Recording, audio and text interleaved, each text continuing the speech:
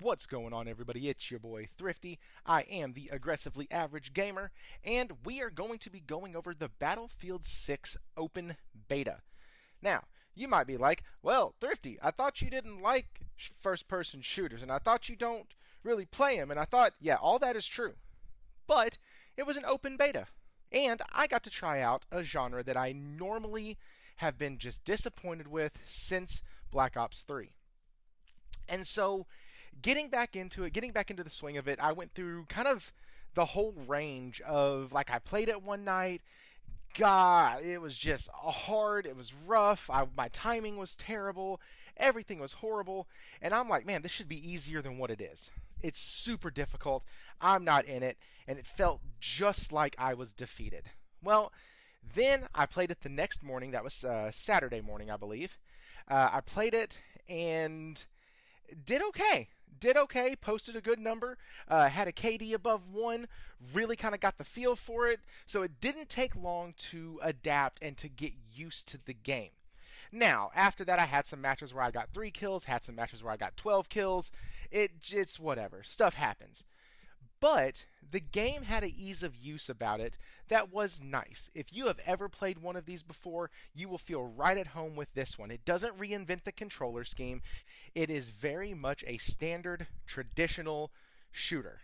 So, if you're familiar with the genre at all, the ease of use, getting into the game, no problem. That was one thing that I noticed.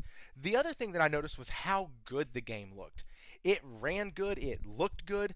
Performance mode on the PS5 Pro looks a little blurry, kind of like that Final Fantasy VII kind of rebirth fuzz to it. So not bad, just a little blurry around the character models, and that's weird. I feel like that should be fixed. We shouldn't be having these problems on the PS5 Pro this long after it's been out. They should do better. Now, I will say this. The quality mode looks absolutely stunning. Now, not quality, sorry, it's called balanced. The balanced mode is gorgeous. It's amazing. Looks fantastic. They need to go in there and turn the sharpness down just a bit, but it looks amazing, and it runs flawlessly smooth. I was so impressed with how well the game performed and ran in a beta. And in the first beta, not even the second one. This is the first one. The next one is next week. And so, I super was impressed by the performance and the graphics in the game. One of the other things I was really impressed by was the environmental destruction all around looked extremely well done. It looked very organic, the way the explosions come out, the way the dust particles fall, the way the screen fills up with smoke, when buildings crumble around you, or when dust and sand kind of get kicked up by a bullet or a grenade hitting a rock. Those things were fantastic. I was really impressed with how they looked and how it felt and how it kind of all added to the setting and to the environment of the game, or to presentation of the game. And so that was the second thing I noticed. The third thing that I noticed was that, I was actually having a good time with the game. It didn't feel like it was this big, huge, massive, try-hard competition like it always feels like in Call of Duty.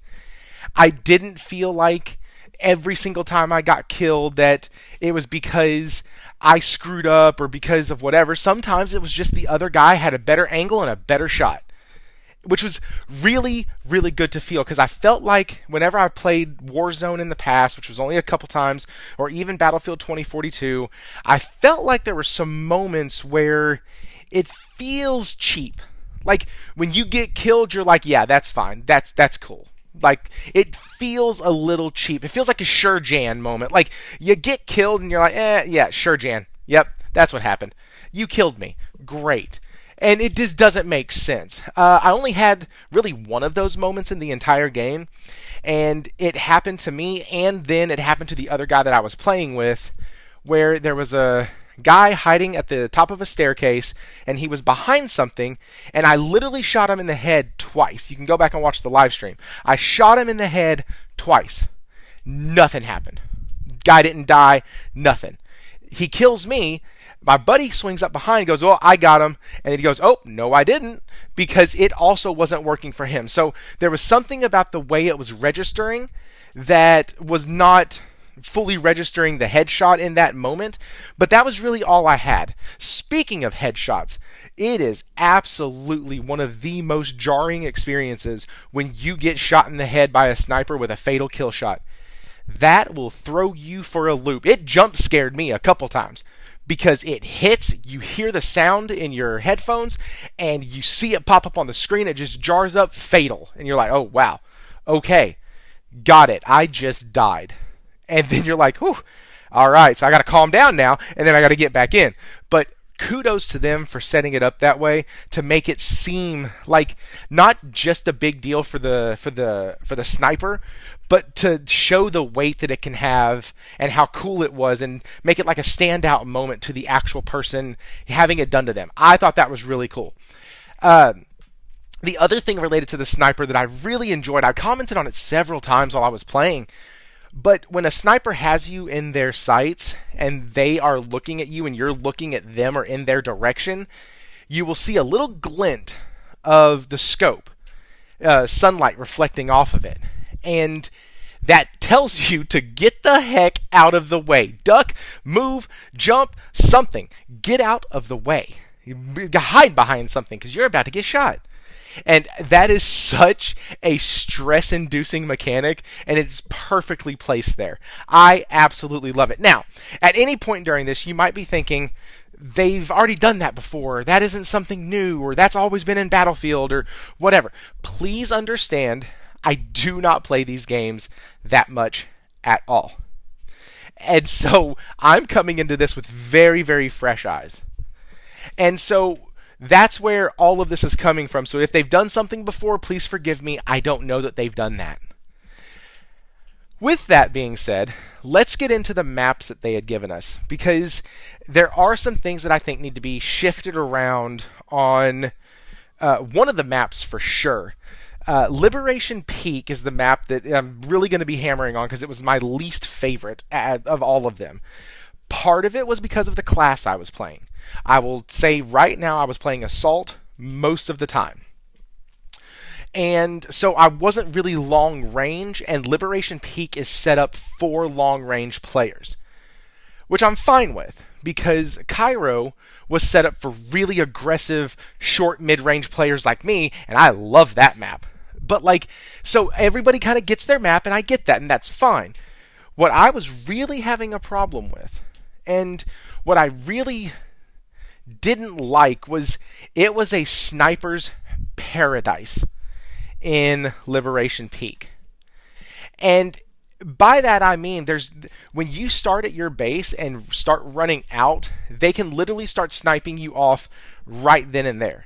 There's really not a good place to hide to get from one building down the side of the mountain to the to kind of the floor of the map. There's no way to get there. You literally have to have somebody else getting killed next to you for you to be the one to make it down. And that was one of the spots. And then there was another spot on that same map where people were just able to kind of climb the mountain and just kind of snowball down on you as you were coming through. And it felt really, really rough.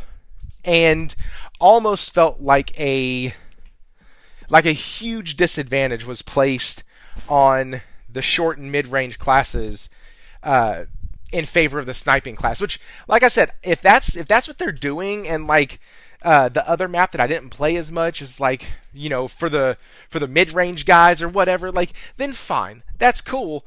But man, that is a map that when I see it, I do not want to play it. Granted, in Black Ops 3, I had maps that I loved and I had maps that I hated. But they never really felt broken, and that one feels a little busted. Outside of that, though, the level design is really good. Everything flows really well. Controlling a plane is super fun. Tank controls and light infantry vehicles, all those things, all of them are great. I had a fun time. I controlled everything except the helicopter, so I can't really speak on that. You can also remap your controller when you're talking about like controlling vehicles or really for anything in the game. And so I mapped my plane controls to mimic or to mirror the controls of Ace Combat, because that's how you fly something in a video game for me. There is no other option, and my brain doesn't want to learn another way to fly things. It likes that way. And so, because of that, I did edit it. And so, starting next weekend for the next beta, I'll go ahead and be able to see how those controls feel. But I do like that you can edit everything. It's fully customizable. So that's really, really good. One of the final things I'll say is the progression system in the game is really, really aggressive. And I really like that because Monkey Brain go happy when number go up. And they know that, they being the developers and the publishers.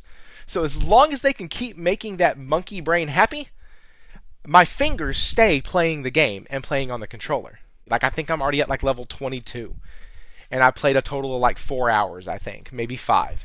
And so those are my final thoughts. I think the game is going to do well. I think it's going to give COD some really, really good competition, which I think COD needs. COD players are going to be better for it in the long run, as long as this Battlefield that I played the beta for is the same Battlefield that comes out. We shouldn't have any doubt that this thing is going to pull numbers and going to do well.